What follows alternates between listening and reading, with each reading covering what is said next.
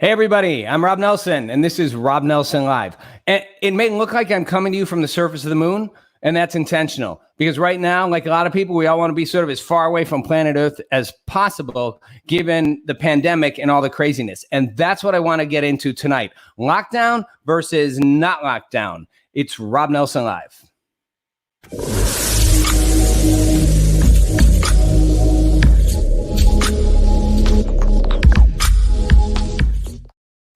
All right, welcome to the broadcast. Welcome to the show. Welcome to my stream from the moon. Doesn't it look like I have the moon behind me? Well, again, like I said, I think right now in America and across the world, a whole lot of people would like to be on the moon because you could do just about as much. We are in the midst of the oddest time in human history, certainly in my lifetime and every single human being alive's lifetime. I talked to this was like a month ago. I was outside in Santa Monica, and I got in a sort of one of those social distancing conversations with a group of strangers. And it was an odd thing because one of the people in the group turned out to be Al Michaels, the longtime Sunday Night Football broadcaster. And the other guy was a friend of his who was even older than Al Michaels. And this guy was a sports broadcaster from the old days. And he was just turning 90. And he said to me, I have never seen anything like this. I mean, this guy was alive in the Great Depression. He lived through World War II. You know, the Cuban Missile Crisis, the nearly ending the world. This is the oddest time in human history. And we are in an incredibly complex divide right now between those who feel it's time to open the country and those who feel we need to keep the country locked down. And let me start by saying there are no easy answers. First of all, I want to say, I think that what we've created is an odd kind of two Americas around what's happening in the coronavirus. And by that, I mean, there are two distinct groups of Americans. Now, you may think I'm going to say, yeah, left and right, those who are pro-Trump and anti-Trump, because in general, Democrats and anti-Trumpers tend to be more in favor of moving more slowly. And Republicans and libertarians and pro-Trumpers more in favor of opening faster. But that's not the two Americas, although that exists, that I'm referring to. The two Americas, as I see it, is actually much more of a class divide. And it's a different kind of class divide than we've ever had. There are the what I'm going to call the haves. The haves are the people who can afford relatively easily to deal with shelter in place, at least for a while. They are people for whom financially it's not destroying them. Maybe they have enough money that they can ride it out. Maybe they have a job that simply isn't going to be terminated. It may slow down. They may even be on a furlough temporarily, or they may be having a salary cut, but their business is in place. Their job is in place. Certainly that's true of a lot of people who work in the tech industry and in the digital sphere, in emerging technologies, non-manufacturing, where their businesses may even grow, may even benefit from this. There's the people who can afford to stay home because they have a space, a living space, perhaps the physical living space and the property around it that's simply big enough and comfortable enough that it's not that hard, that it's actually almost kind of like a vacation and you order in food. And that it doesn't just, by the way, include the rich and celebrities. It includes a certain portion of the population that really simply can't afford to shelter in place. And that tends to be more educated, more affluent. Then there are the have-nots, the people for whom sheltering in place is figuratively and literally destroying them because they either can't afford to, they've lost their job, they've lost their only source of income, and that income is essential to paying their rent, paying their bills, feeding themselves and their families. They are sheltering in place in places that are not comfortable to shelter in. They're trapped in small apartments in huge urban areas. And as it gets hotter, they're crowded in on top of each other, and they're going out to a sidewalk doesn't really accomplish a whole lot. They're losing their entire futures in many cases. They're losing their retirement funds. They're losing their jobs, not temporarily, but possibly forever. When this all lifts, they may not get their job back. It may not be there to come back to. And even if they do, they don't make enough money. They're not wealthy enough. Their income, their actual employment income isn't high enough to cover them so that they can't actually just go back to business as usual and be fine. They're trapped. And when you look at and in most places, like they can't even go outside beyond narrow things. In California, where I am, only today did they open the beaches up in a limited way. Parks and bike paths and trails were closed until a few days ago. I mean, people were literally trapped. Those have-nots are pushing to get out. A lot of the haves are like, let's slow down and take our time. That's the table I'm setting for this. But underneath that is a much bigger issue, the issue of to lock down or not lock down. And if you're in California, the Southern California, Los Angeles County just announced they're probably going to keep stay-at-home in place through the entire summer. And people are like, are you kidding me? How are we going to do this through the summer? Well, here's the problem. People say we're following the science. And I get that. That's become the new mantra. Follow the science. Follow the science. Well, I want to sort of drop into that. And by the way, at any time you can comment on the screen. I'm going to get into this with my producer, Bruce. I've got a great friend of mine who's going to join in the middle, but bring your comments in. I want to hear what you have to say as this discussion gets going. But let me keep setting the table here for this. So the reality is that following the science is not what it necessarily means. And when people say follow the science, I get a little annoyed. It's like, okay, that means actually specifically follow certain kinds of science, follow what certain people say. Now, if you go, no. Well, on a broad level, following the science is a broad thing. If you're a person who follows the science, then you absolutely cannot be religious. You can't have faith because no way. And you go, what do you mean? And I don't mean about you could be a far right Christian fundamentalist. I mean, if you believe in God, well, there's no science behind God. I mean, people may say there is, but there isn't. God is a faith-based thing, right? So if you're saying I follow the science, well, then you can't really believe in God if you follow the science. If you follow the science, you probably shouldn't get married because the odds of your marriage lasting are 50%. So the data would suggest not a good outcome. If you follow the statistics and the science on just about anything, you run into problems at a certain point. That's not to say science isn't important. That's not to say we shouldn't follow science. We all follow science, but to say we're following the science as if that means one specific thing, it doesn't. Because part of the science of all this is a guessing game. And the reality is that faith and non-scientific things are a factor in how we function all the time. You trust your intuition all the time when the data or the science doesn't say it. If people only followed science, there'd be no miracles. Nothing would ever change. I mean, there'd be no hoping for anything beyond the actual empirical facts. It's not how we operate.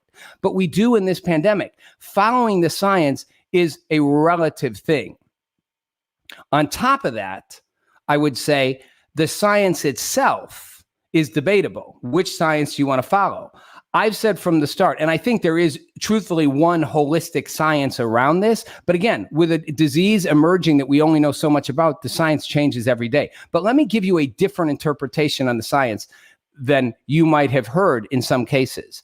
The science of this disease as we know it today is not the science of the disease as we knew it 2 months ago. We know certain things. We know that 80%, an estimate of 80% of people who get this disease will be asymptomatic. That means they will show no symptoms. So that means two things. One, it means the disease can spread really rapidly because people who have no symptoms, I mean, zero, no cough, no nothing, it's benign in you, are carrying it. That was one of the reasons people were like, well, stay at home because we don't know who has it. But on the other side of the equation, if you infected the entire country all at once, just put it out there and let everyone out, 80% of the people who get it would not even know they have it. And that's science. That's based on studies of enclosed environments, the USS Roosevelt, major ships, the Ohio prison system, where they had whole populations all together for a period of time. And in France and Spain, and they found 80% didn't even know they had it. So that 80% of the population won't be infected. They'll be infected and won't know it. The other 20% is the percent that they originally talked about who, if you get this disease, 80% of you will be fine. You'll have symptoms, but you'll be okay. So that's another 80% of the remaining 20%. That leaves 4% of the population. 4% of the population is at risk of getting serious complications and needing medical treatment. And then some percentage of that will die. Now, that's still a high number, But you got to factor that in when you look at the science, because you're talking about 4% of the population who's at risk and would need serious care. Not 80% of the population, not 50%, not 20%, 4%. And even Governor Cuomo in New York has said, now that they know this disease was infecting way earlier and with the asymptomatic rates, that they expect the death rate in New York is going to be under 0.5%, possibly as low as 0.3%. The flu is 0.1 to 0.3%. So now you're looking at death rates, well, always bad, that aren't anywhere near what they thought when this started. So one could make a scientific argument, and I will, that it might make more sense to let people out, get herd immunity, and deal with the fact that you may have a 0.3% death rate, and you try to isolate the vulnerable parts of the population, but that's better than keeping everybody closed down. And here's why I say that. Because the cost of keeping an entire nation closed down is massive, and we're seeing that. We're seeing a massive, massive cost. Already there's 20 million people unemployed, and the percentages and how it affects poor people making 40,000 and less are far more impacted. Black unemployment tripled, quadrupled. Latino unemployment, the highest it's ever been. It's disproportionately affecting minorities and poor people as well. So you can make a strong argument that it maybe makes more sense to let people out, let people get infected, deal with the fact that 4% of the population will have to struggle with it, try to isolate, quarantine those you know are at risk, spend billions and billions of dollars to do that, and let people get back to work. Why? Because if you don't let people get back to work, what happens? Well, forget about the mental, psychological cost. The economy continues to collapse. And at a certain point, as Elon Musk said, the government is not a fountain of plenty, a horn of plenty. At a certain point, if people aren't working, making money, creating income, there is nothing to give. The government can't just keep giving you money. And how are you going to feel in a month or 2 months or 3 months when they say, we can't afford to keep paying your unemployment? Oh, what? If nobody's making anything, nobody's earning anything, nobody can buy anything. We're already seeing food shortages happening globally because there's, for the first time in history, both a supply and demand crisis in food. There's not enough supply and there's too much demand. It's happening simultaneously. There are real consequences to shutting a world down. And those consequences are devastating in terms of the cost of human life, both short-term and long-term. And this brings me to the last point of my opening rant monologue, which is there is an argument and people make, and it bothers me when people go, you're being selfish if you want to go out, or, we all need to stay in for the collective good. Freedom is a valuable, valuable thing. It's not an abstract. Freedom isn't an abstract. People died through the last few centuries to create freedom in America. People put their lives on the line in wars and civil rights protests in all kinds of ways to ensure freedom. To take away freedom is not a small thing. And it should not be dismissed as, oh, you're just being selfish. Freedom, Patrick Henry, one of the people around the founding fathers, and the license plate in New Hampshire was give me liberty or give me death. It was, I'd rather die than not be free. So when people go, I want my liberty back, well, that's because liberty is a big deal. And there are a lot of people who'd say, I'd rather take my chances. I'd rather live. And maybe I will get sick than be told I can't live. And when you say, well, don't worry, the government isn't trying to, I'm not saying there's a conspiracy and the government wants to do some tricky thing, but governments like power, governments like control, and the more they take away your freedoms, the less they give them back. And if you don't believe that, look at any chapter in world history. The collective groupthink of giving up control of what's best for you to a arbitrary government entity should scare you. They don't necessarily know what's best. They let violent felons out of prison, but close the beaches. The biggest, openest areas where people get sunlight and breathe. The government often makes terrible judgments, and letting it make collective judgments for all of us isn't necessarily a good thing. And we may agree to that for a period of time, but people are rightfully and justifiably saying, I have had enough at a certain point. I will take my chances. And if you say, well, you are taking chances with other people's lives, I would say not necessarily. 80% of people will be asymptomatic. 20% of the remaining 20% will suffer serious consequences. That's 4% of the population who will suffer more severe consequences. And most of those people, not all, will be older and have underlying conditions. So you could try to quarantine older people. You could try to quarantine people who have underlying conditions. You could try to protect the vulnerable population and let the vast majority of the population take their chances. And if you don't want to go out, you don't have to go out. If you don't want to be around people, you don't have to be. But if you want to be, you should be allowed to be. That's my view. I want to hear yours. Got a couple people jumping in. I want to bring my producer, Bruce, on. Bruce and I like to go back and forth. There he is. He's in the suit, the tie, the nice striped shirt. Bruce, the techie. Bruce, I know I got kind of worked up on that one, but I feel passionately about it, you know, from an emotional and an intellectual point of view. What do you think? You're not the only one. You're not the only one who's... I said? Yeah, totally. And you're not the only one who's passionate about it. I mean, especially with the news coming out that you're right, we may have another 3 months, and you have like the biggest state in the nation, which is practically as big as some countries. Yeah, that's a big deal. And now, Bruce, it's weird. Let me ask you something, Bruce. You stayed pretty quarantined during this thing. And I'm guessing it wasn't as much about fear, but because there were people you couldn't afford to take a risk with. Your mother, right? Your business partner's wife. Like there were reasons you felt you needed to be more quarantined. Is that fair to say? Yeah, absolutely. And it was a choice you made for them. Had to, right. Because a lot of the people that I surround myself with are, you know, older than the age of 60. And we all know, and I've actually heard it and I'll explain, we all know that it's actually more devastating for people over the age of 60. Right. In China, it's actually the COVID or coronavirus, whatever you want to call it, is actually known as the baby boomer killer. So knowing that and keeping that in mind, that majority of the people I surround myself with are older, I had to really isolate myself from everyone. I can't take the chance of you know, killing my mom. My dad just passed, and you know, my mom lives for my niece that was just born. Perfect. I can't meet other people because that means I may contract something from other people and take it to my mom or work, etc. So Bruce, you can afford to do that because you're in the tech industry and you really can work from your base. I mean, could you keep doing this for 3 more months? You're already starting to open up and get more mobility, right? And you're not trapped in a small apartment in a major U.S. city where you have, you know, a couple kids, a spouse, one of you's already out of work, maybe both you out of work, your kids aren't in school, you're going crazy, you can't pay the bills, you don't know how you're going to pay rent. That's not you, and yet you're already feeling stir crazy. So yes and no, I'll explain. I don't have the kids, and I don't have the family dynamic, right? So for me, the only person I really have to worry about is myself right now.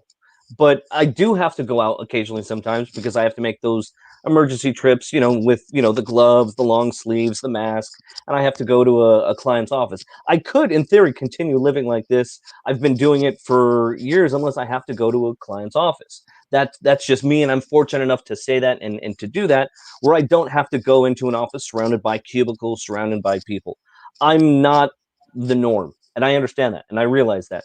And at the same time, everyone else is going stir crazy because they do have 5 kids running around or 2 kids running around with that spouse or that significant other that hasn't lost a job. I guess in my situation, I can say I am thankful for that. Yeah. Right. And I think, again, you know, my question would be, how long can you do this? How long can anybody do this, you know, before it becomes too much on people? I mean, I think there is a valid point where people reach a breaking point. And I've said this before. I feel like the government wasn't honest with us in the beginning on this, which was, and I've said this to friends, and I got some pushback at times in the beginning as if I was a denier, but I'm not a denier in any sense. And it bothers me when you critique this, you're called a denier or a conspiracy theorist or whatever. I'm not a conspiracy. I believe in some conspiracies, but I don't believe there's some big conspiracy. And I'm not a denier when I say, when this all happened, I said, if we quarantined the country because there were 3,000 cases of a disease that was highly infectious, and we were afraid of the consequences of that, if we let people out now, we will have the same problem because you will still have several thousand, if not more, cases, especially with such a high asymptomatic rate, and you will be at risk of starting a pandemic and a outbreak all over again, which is what Dr. Fauci basically said. But the problem is that doesn't change until there's a vaccine. Until there's a Correct. vaccine, it doesn't matter. At any point in time, if you let everybody out, you are going to start massive reinfections. It's going to Absolutely. happen. And Absolutely. that's the dilemma we're in. It's like until there's a vaccine. And the question, could you keep people locked down, held down for a year and a half till there's a vaccine? Not possible. True. In coming from a nursing background, you're 100% right. You will have also people, the moment that California opens the floodgates and everyone can go out, not just the people who are deemed essential, you're going to have a big rise in coronaviruses that, guess what? Those infections won't be able to be treated because we still don't have that. We don't have that inoculation. We don't have that, antiviral. Right. We don't have a treatment, and we don't have a cure, and we don't have a vaccine. Bruce, and that's the scary part. The tech nurse. I have a friend who wanted to join in on this. Do we have him here? Is my friend Rick here?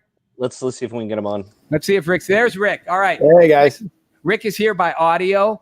Rick, thanks for joining. No problem. Rick, Sorry about let me take it up with you. You and I have talked a lot about this. Love the picture of you, sunny Southern California, living the good life. You wish you could come up here on the moon with me, man. I got the moonscape. There's no diseases up here, no air, but hey, small price to pay. Rick, you heard what I said. I mean, jump in. You and I have talked about this, and I know politically we often don't see eye to eye. I hate that this is a political virus, and I don't think it should be, and I don't think this is a political debate. But I know you don't share my sense that let's all go on out, and I don't mean that cavalierly. Well, let me ask you something because you just brought that up. If it's not political, okay, then where do we go? The scientists. Okay, so do we listen to the scientists? And what we're hearing from the scientists is it's dangerous to open up right now. It's dangerous. And to not listen to that is being political. And I think that you have to have sort of a little bit of common sense and you kind of listen to your doctor. Now, again, you get second opinions from doctors all the time. So I totally get that. But I think that to not listen to that is stupidity, really. Okay. You think you're better than you think that you know better than what the scientists are telling you. Okay, well, so let me push back on that. Okay. And I'll let it slide that you think I'm stupid, but I know I'm not, so it's all good. No, I didn't mean that. I know. I'm kidding. I'm kidding. I can take it. I got a thick skin.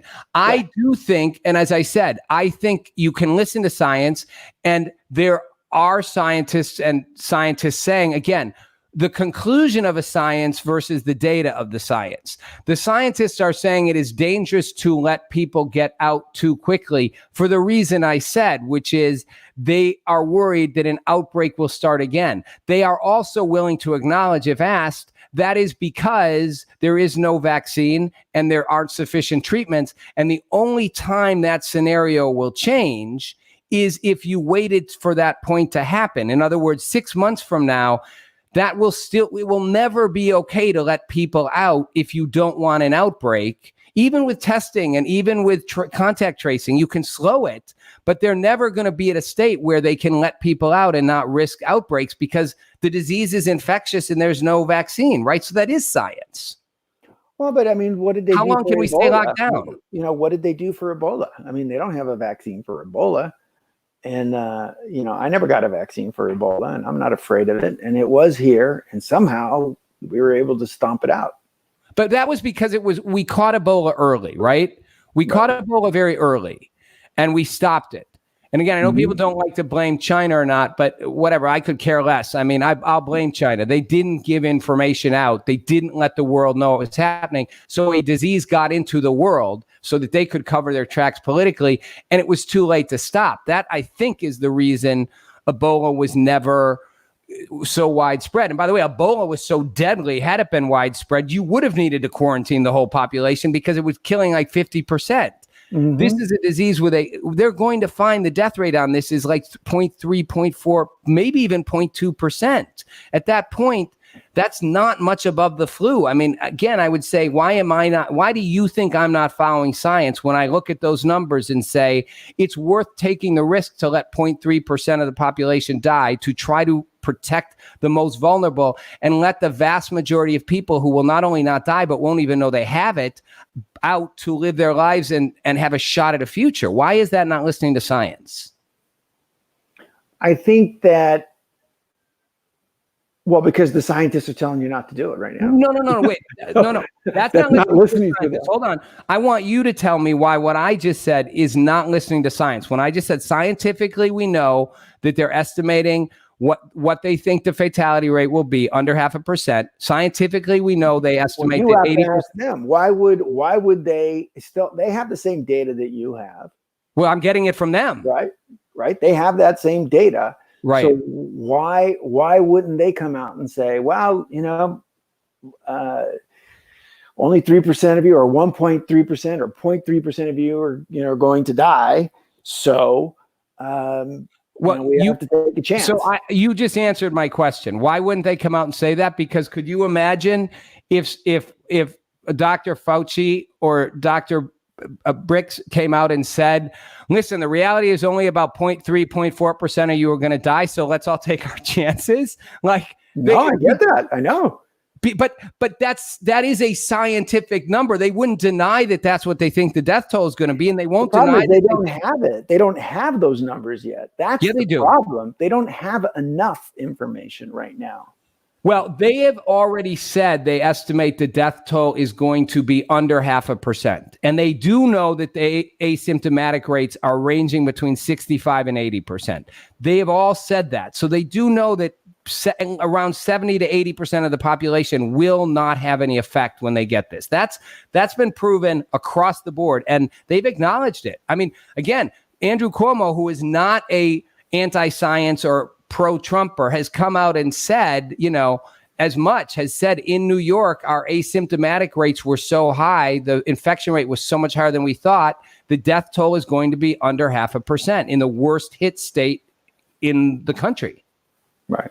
So that is science. I'm just saying, why? Because I believe there's an equal argument for choosing to hear that science and choose to go, I think those risks are acceptable. Why does that mean I'm not listening to science just because I conclude we should take that risk and let the vast majority of people live their lives who hopefully won't suffer and take that risk? Why does it mean I'm not listening to science? You can say I'm wrong or I'm selfish, but why am I? And I think I'm actually looking for the greater good, but why am I ignoring science? Well, I mean, I keep coming back to it. It's like if they're telling you it's not safe to open up and don't do it, and you said I'm going to do it, then you're going against what they're saying. So you, Rick, well, okay. Again, I listen to it, and I think to myself, I want to be out more than anyone else. I mean, not more, probably the same as everybody else. I want to be out too. I want to go back to work. I want to be out there. I want to go to the beaches. I want to go to the gym. I want to do all the things that I was doing before. I'm not willing to risk my wife's life because she's got asthma. I'm not willing to risk some other families who have some underlying health issues. I'm not willing to risk that when they're telling me, hey, it's not safe to go out right now. And so my question then would be how, and again, I get frustrated at the they're telling me, because again, I think we are intelligent, and part of what makes us amazing as a human race is we are able to choose to think for ourselves. And I can respect your decision, what you're saying, but I think I can also respect someone who says they're telling me to stay in, but the data is telling me I'll probably be okay if I go out. So I can choose to take that risk. Now you can say, well, I don't want to take that risk, and that's totally fair. But how long do you think you can, like, what if this was another 6 months? And what if you didn't have money? I know you're not rich. When I found out yesterday that we were staying for another 3 months, that when I'm hearing, the country's going to open up, and then I hear, our officials in California say, no, slow down. This isn't going to be for 3 more months. I mean, I literally had like a panic attack. I'm like, God, man, another 3 months? I don't know if I could do this. 2 months was tough enough. But what if another 3? What if you were, Rick, what if you were one of the many people who who really can't afford to stay home. I mean, again, I'm not saying you're like floating in cash, but you can afford to ride through this, even if you take a hit. You're not, you haven't like a situation where, you maybe both you and your wife are out of work. You can't afford to take care of your kid. You can't afford to pay your rent. You forget about a mortgage. You don't have a mortgage. I'm not saying you, the person doesn't have a mortgage. Right. They can't afford, they literally don't know how they're going to make it, even if they do get to go back to work right now. How are those people supposed to feel when the fact is they're probably going, I mean, yes, can you understand why people are like, hey, let me have my life back, even if there's a risk? No, I get it. I mean, I sympathize with those people for sure. I mean, I'm not saying they're wrong because they need to get back to work. I know a lot of people need to get back to work, but again, you have to ask yourself the question, is it worth not necessarily my health, because I'm pretty healthy. The chances are if I go out and I get sick, nothing's going to happen to me. Right. But I can't guarantee that with my wife who has asthma, or my young child who I'm hearing, they're having other issues. I don't know I don't know if I want to risk that. Well, and I respect that. And again, I think us as a society, we need to start thinking, the first thing, I used to live in Italy and I lived there for a year, and I got to see that community from a different angle. And they are very, very tied together as a community. The first thing I heard that happened when they shut down that country was that all mortgages were forgiven for 3 months. They just put them on pause. Right. That wasn't even a thought in the U.S. Right. Right. Now, I said that to my wife the other day. I said, could you imagine if everybody just paused? If everybody paused. But that is why I think we're in a problem, because our government we can't afford to literally just shut. Even if you said forgive mortgages, okay, forgive mortgages, forgive rents. Not forgive, just pause for 3 months. Okay, but and don't at the end of 3 months have to pay the whole thing. You just tack it on for another 3 months at the end. Or 4 months Again, I'm in favor of that, but don't get me wrong. But I think we are at a point where what I get frustrated at is, yes, the science is there and the data suggests a certain outcome. And from that conclusion, you can choose to say we should stay home, or you can say we should go out and a certain number of people more will die from doing that. But I think it's a valid, and economics is a science, to say there is a massive consequence there are people who won't be able to make that up. If you say, just take, there are consequences that are just as deadly, like massive. Well, that's why I said it's not at the end of 3 months, you owe me 3 months of rent, because that's not going to help anybody. But if the landlord, I am a landlord. If my mortgage company said, you don't have to pay mortgage for 3 months, the first thing I do is tell my tenant, don't pay your rent for 3 months. And we'll just tack it on for 3 months, and everybody just pauses. And all I'm saying is there's a point where that cycle breaks. I mean, I think, I get it. I mean, we can't do this forever. And again, I'm going to quote Elon Musk again, who to me is like sort of the modern day, the modern day the real life Tony Stark. And I know he's not popular right now with liberals in the media because he's gone off, but this guy's a genius. He is a scientist. He's going to put us on Mars. So when someone says I'm not following the science, I look at someone like Elon Musk and say, well, then he's not either, but he's as smart, if not smarter than those scientists. And he's saying, you know what? There's an economic reality here that we can't outrun. If we do this for too long, we won't recover. We won't be able to put the pieces back in place. Like, there isn't an endless ability to just everyone forgive because nobody's producing. I mean, they're having food shortages. They've said the world food shortage, we're going to have massive poverty.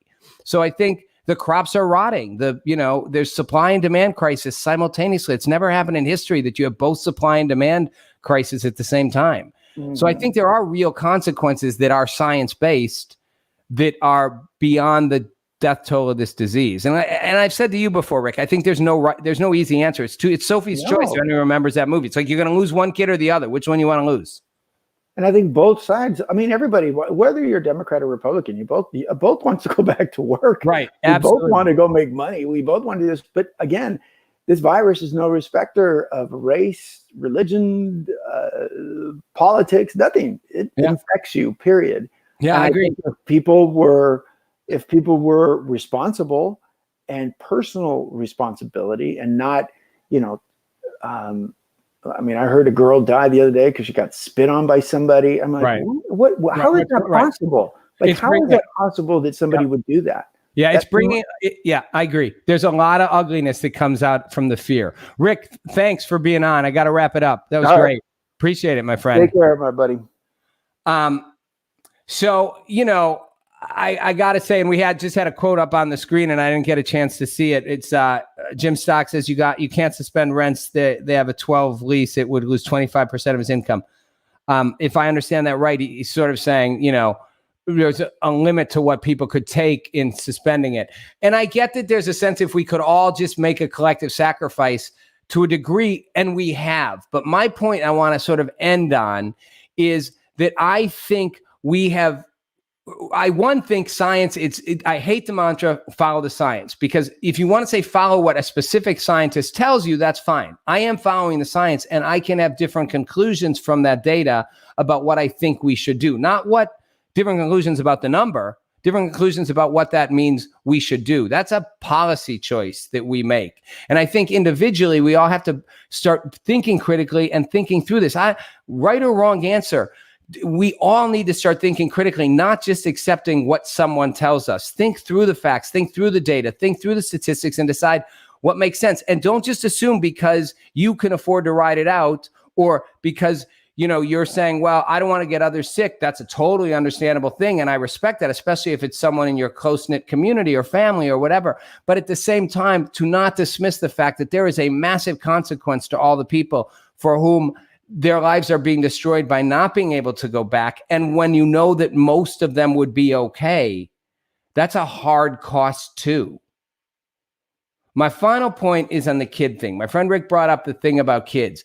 That to me is a media challenge. The media hypes whenever there's an example of a kid dies. There have been children who've died of this. This is science. They estimate the risk for a child dying of the coronavirus is like 0.00001%. It's so infinitesimally small. They have a greater risk of dying of just about anything.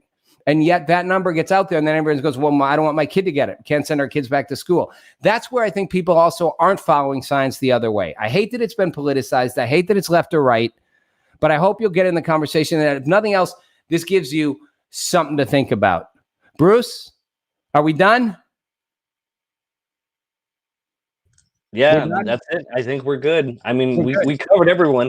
I don't think it's a left or right thing. It's just I know, but it's what it becomes, and it's sadly, Bruce, it has become left or right, and that is the strangest thing about this disease.